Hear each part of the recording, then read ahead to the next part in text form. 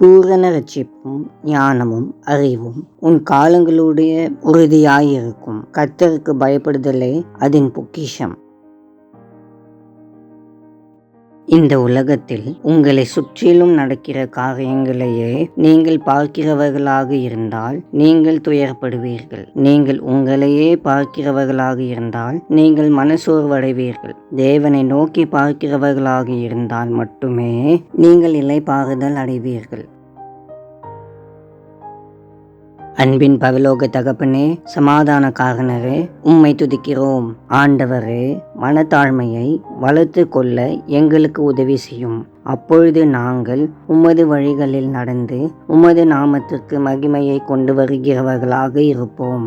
நாங்கள் இந்த உலகத்தை பார்க்கும்போது அதன் சவால்களை தாண்டி செல்லும் ஞானத்தையும் பகுத்தறிவையும் எங்களுக்கு தாரும். நாங்கள் எங்களையே பார்க்கும்போது எங்களுக்கு உற்சாகமான ஆவியையும் இரக்கத்தையும் தாரும்.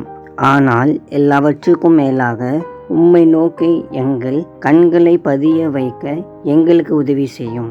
அப்பொழுது உமது அன்பில் நாங்கள் அமைதியையும் ஓய்வையும் காண முடியும். உமது பிரசன்னம் எங்கள் புயல்களை அமைதிப்படுத்தி நிச்சயமற்ற காலங்களில் எங்களுக்கு உறுதியை தரட்டும். உமது வழிகாட்டுதலுக்கும் அமைதிக்கும் நன்றிகளை செலுத்துகிறோம்.